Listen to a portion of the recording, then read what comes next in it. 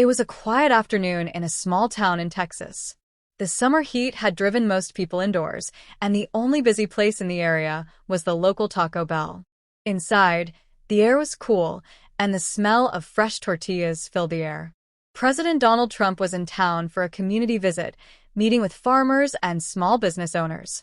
In between meetings, his team suggested a quick lunch stop. To everyone's surprise, instead of choosing a fancy restaurant, Trump pointed at the Taco Bell down the road. "Let's go there." "I haven't had one of those tacos in years," he said with a grin. Secret Service agent stepped in first, scanning the room, but the regular customers just stared in disbelief as the former president walked in wearing a navy suit, but without the usual political stiffness. He smiled, waved, and even made a joke about hoping they had enough hot sauce for him. Sitting at a corner table, Trump unwrapped his taco, glancing occasionally at the people around him. A few asked for pictures, some whispered in surprise, and others simply kept eating. At another table, a little girl of about 8 years old sat with her mother, sipping on a soda. She kept glancing at Trump, fidgeting in her seat. Her mother whispered, "It's okay, sweetie. You don't have to if you're nervous." But the girl's eyes stayed locked on him. Something inside her told her she needed to talk to him. Trump didn't notice her at first until she stood up, clutching something in her small hands, and began walking toward his table. Trump looked up when he heard the sound of tiny footsteps stopping at his table. The girl stood there, her brown hair tied in 2 braids, wearing a faded yellow t-shirt with a sunflower on it. Her small hands clutched a folded napkin tightly. "Hello, Mr. Trump," she said softly, her voice shaking a little. The Secret Service instinctively stepped closer, but Trump raised his hand slightly, signaling them to wait. He leaned forward with a smile. "Well, hello there. What's your name?" he asked warmly. "Leia," she replied. "I'm 8, he chuckled. 8 is a good age. I remember being 8. I think I caused a lot of trouble back then." Her lips curled into a nervous smile. "I wanted to give you something." She carefully unfolded the napkin, revealing a hand-drawn picture made with crayons. It showed a small house with a garden, an American flag waving on the roof, and 2 stick figures holding hands. One of them clearly meant to be Trump. "This is beautiful," Trump said, genuinely touched. "Is this your house?" She shook her head. "It's the house I wish we had." Her voice trembled slightly, and Trump noticed her mother watching from across the room with a mix of pride and sadness in her eyes. Leia hesitated, then added, "We don't have a home right now. We live in our car." The room seemed to quiet around them. Even the soft hum of conversation faded. Trump sat back, his expression softening as he realized this was more than just a child handing him a drawing. Trump gestured to the chair beside him. "Lila, why don't you sit down for a minute?" She nodded and climbed into the seat, her feet swinging above the floor. Her mother started to rise, but Trump gave her a reassuring nod. "It's okay. She's safe here." Leia began to talk, her words hesitant at first. She explained that her father had passed away the previous year after a long illness. Her mother had worked 2 jobs to keep them afloat, but when the rent increased, they couldn't keep up. They moved into their car, parking in safe spots at night, trying to keep Leia in school without anyone noticing their situation. Trump listened intently, not interrupting. He occasionally nodded, his taco untouched in front of him. "My mom says we'll get a place soon," Leia said. "But I know it's hard. I drew this so she could remember what we're working for." Her words carried the kind of hope only a child could hold on to despite hardship. Trump felt something stir inside him, a mix of sadness for their struggle and admiration for her spirit. When she was done, he smiled gently. "You're a very brave young lady, and that dream house of yours, it's beautiful. You keep believing in it." What he didn't say, at least not yet, was that he wasn't planning to let her story end here. Trump waved Leia's mother over. She approached cautiously, her hand still holding a paper cup of soda, unsure how to act in front of the president. "Ma'am," Trump said, standing up slightly, "your daughter is remarkable. She's told me a little about what you've been through." The woman's eyes glistened. "She has a big heart, sometimes too big. I didn't want her to bother you." "She's not bothering me at all," Trump replied. In fact, she's made my day better." The mother introduced herself as Claire. She explained how she had been working nights cleaning offices and days at a small diner. Despite her efforts, medical bills from her late husband's treatment had drained their savings. When their landlord increased the rent, they simply couldn't afford to stay. "I've been trying to save up enough for the deposit on a small apartment," Claire said, her voice steady but tired. "We've been fine in the car for now, but it's no place for a child to grow up." Trump listened, his expression serious. Around them, people were pretending not to eavesdrop, but their quiet stares betrayed their interest. "Claire," he said finally, "you've been carrying a lot, and yet your daughter smiles when she talks about you. That tells me you're doing something right." Claire's lips trembled. "Thank you. That means a lot coming from you." Trump leaned forward slightly. "I don't make promises I can't keep, but I think we can find a way to make sure you're not in that car much longer." Word spread quickly in the small Taco Bell that Trump was not only there, but was having a heartfelt conversation with a little girl and her mother. Soon more customers trickled in, curious to see what was happening. A few people began snapping photos, but Trump's security politely asked them to lower their phones. "This is a private moment," one agent said firmly. Still, the atmosphere changed. The air carried a mix of anticipation and warmth. The girl, Leia, didn't seem to notice the attention. She was focused on showing Trump the details of her drawing, the flowers in the garden, the swing in the backyard, and the bright blue sky she had colored above the house. "Do you know why I made the sky blue?" Leia asked. To notice the attention. She was focused on showing Trump the details of her drawing, the flowers in the garden, the swing in the backyard, and the bright blue sky she had colored above the house. "Do you know why I made the sky blue?" Leia asked. "Why?" Trump asked, leaning closer. "Because Mom says no matter how hard things are, the sky is still beautiful if you look up." Trump gave her a thoughtful look. "Your mom's right. And sometimes the hardest days teach us the most about what really matters." Behind them, Claire shifted uncomfortably. She wasn't used to this much attention. "Mr. Trump, I don't want to take up your whole afternoon." "You're not," Trump interrupted kindly. "In fact, I think everyone here might learn something from your daughter today." People around them nodded quietly. It wasn't often you saw such raw honesty in a fast food restaurant. Trump pulled out a pen from his jacket pocket and looked at Leia's drawing again. On the back of the napkin, he wrote something and signed his name. "This," he said, handing it back to her, "is for you. And when you look at it, remember that people do care. Sometimes, even strangers. You just have to believe it." Leia flipped the napkin over and read the words. "Never stop dreaming, Leia. Dreams build the future." Her eyes widened. "You wrote this for me." Trump smiled. "For you and for your mom, too." Claire swallowed hard, clearly touched. "That means more than you know." Trump then quietly whispered something to one of his aides, who immediately stepped outside to make a phone call. No one else knew what it was about, but there was a sense something was in motion. "I've got to finish my taco," Trump said lightly, breaking the tension. "And you know what? I think you should help me with these cinnamon twists. I can't eat them all." Leia giggled, breaking into a genuine smile for the first time that day.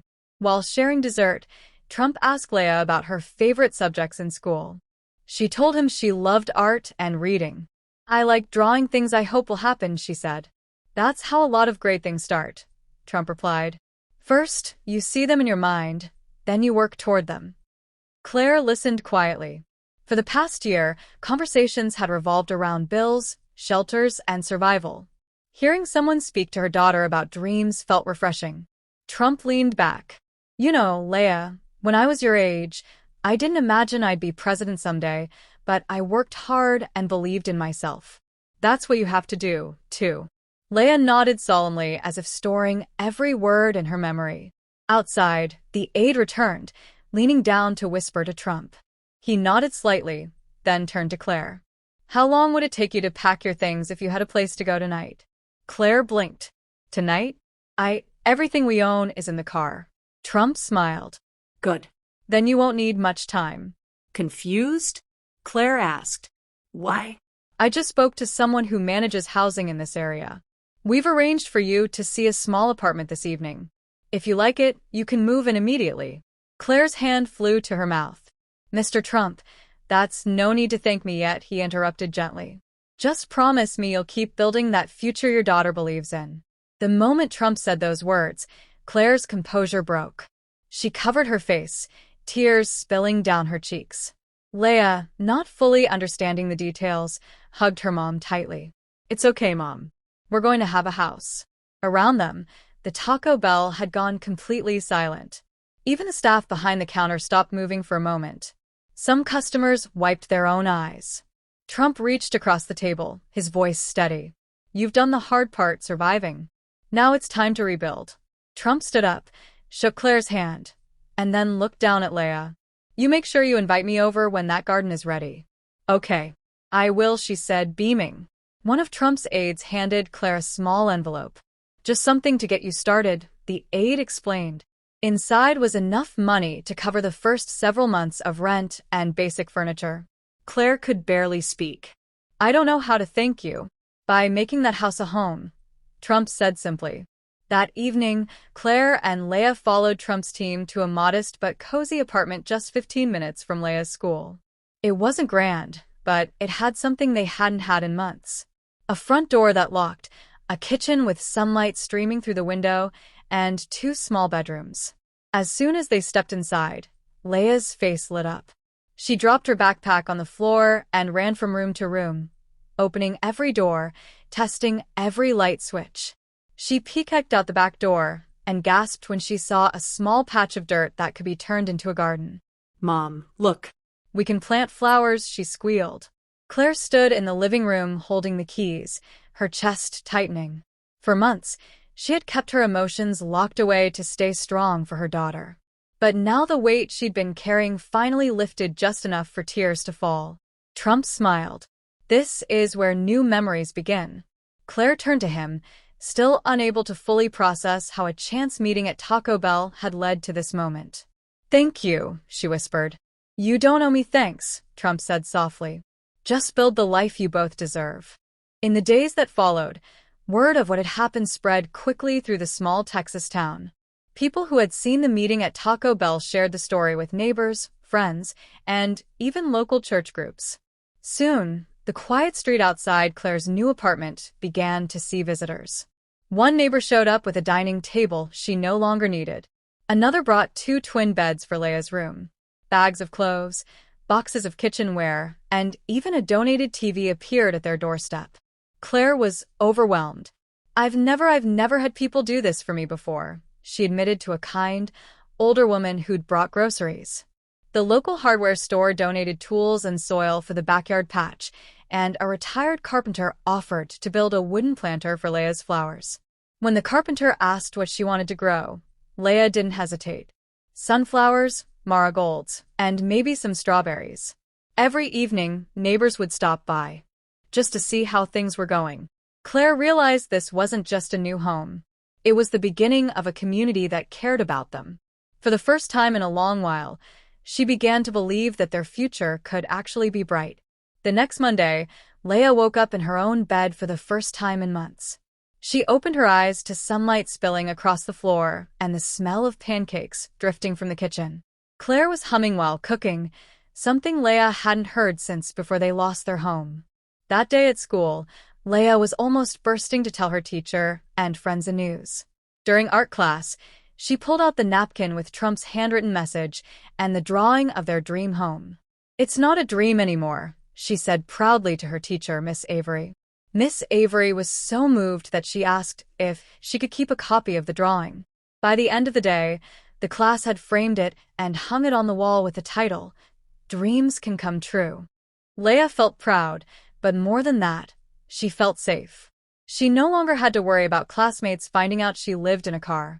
Now, when she thought about the future, it didn't seem scary. It seemed exciting. That night, she fell asleep thinking about her garden, imagining rows of flowers swaying in the Texas sun. 2 months later, the town buzzed with news. Trump was coming back for a community event. Claire didn't expect him to remember them, but she made sure the apartment was tidy just in case. On the day of the visit, there was a knock at the door. When Claire opened it, she was shocked to see Trump himself standing there holding a small potted sunflower. "Thought this might belong in your garden," he said with a grin. Leia squealed and ran to hug him. Come see," she insisted, pulling him toward the backyard. The once bare patch of dirt had been transformed. Bright marigolds lined the fence. Small sunflower shoots reached toward the sky, and strawberries were beginning to sprout. A little wooden swing hung from the tree thanks to the carpenter. Trump stood quietly for a moment, taking it in. "You've done more than I hoped," he said. Claire smiled. "We had help. The community really came together." Trump nodded approvingly. "That's the best kind of success, when everyone wins." Before he left, he promised to come back for a garden party. Leia beamed. "You have to try my strawberries when they're ready." A few weeks later, Claire decided it was time to celebrate. She invited neighbors, school friends, and even a carpenter who built the garden beds. True to his word, Trump arrived, casually dressed this time, wearing a baseball cap and sunglasses. The small backyard was decorated with string lights, folding chairs, and a long table covered with homemade dishes. Tacos, fresh lemonade, cookies, and bowls of strawberries from Leia's first harvest sat in the center. Leia ran around excitedly, introducing Trump to everyone as "my friend who gave us a home." The guests laughed, and Trump graciously accepted hugs, handshakes, and even a few playful challenges to try the spiciest salsa on the table. At sunset, Claire raised her glass. "I just want to say thank you to everyone here who helped us start again. And thank you to Mr. Trump, not just for the apartment, but for reminding us that kindness still exists." The group clapped, and for a moment, it didn't matter who was famous or who was a neighbor. It felt like one big family. The following month, Leia's school held an assembly on community service. To Claire's surprise, Leia's teacher invited her to speak. Standing on stage, her voice small but steady, Leia said, "A few months ago, my mom and I didn't have a home. Then something happened. We met someone who helped us. But it wasn't just him. Lots of people helped. Neighbors, friends, even people we didn't know." She paused, looking out at her classmates. Sometimes help comes when you least expect it, and when it does, you have to use it to help others too. The auditorium was silent for a moment before erupting in applause. Even the principal wiped away a tear. Afterward, several parents approached Claire, saying Leia's words had inspired them to find ways to help families in need. Claire realized her daughter's story was already rippling outward, touching lives beyond their own. One chilly evening, Claire heard about a single mother and her young son living in a rundown motel across town. The woman had just lost her job and had nowhere else to go. Without hesitation, Claire and Leia packed bags of groceries, blankets, and some of Leia's gently used toys. When they arrived, the woman was stunned. "Why would you do this for me?" she asked, tears in her eyes. Claire smiled softly. "Because someone once helped us when we needed it most, and we promised ourselves we'd pass it on." As they drove home, Leia leaned back at her seat, content. "It feels good, doesn't it, Mom?" Claire nodded. "It feels better than anything." That night, Leia sat at the kitchen table and began to draw again. This time, it was a picture of their real home. The garden blooming in full color, their cat curled up in the window, and Claire watering flowers. On the back, she wrote a letter. "Dear Mr. Trump, you didn't just give us a house. You gave us hope. And now we're giving hope to others." They mailed it the next morning. Eventually, the story made its way to the national news. Photos from that first day at Taco Bell surfaced along with the drawing on the napkin. The public's response was overwhelming. Letters poured in from people across the country, saying they were inspired to help in their own towns. Claire was humbled but cautious. "We didn't do this to be in the news," she told a local reporter. "We just want people to know that helping one person can change a whole future." A year later, Trump visited again. No press, no speeches, just a quiet drop-in. He found Leia in the garden, taller now, her sunflowers towering above her. She handed him a basket of marigolds.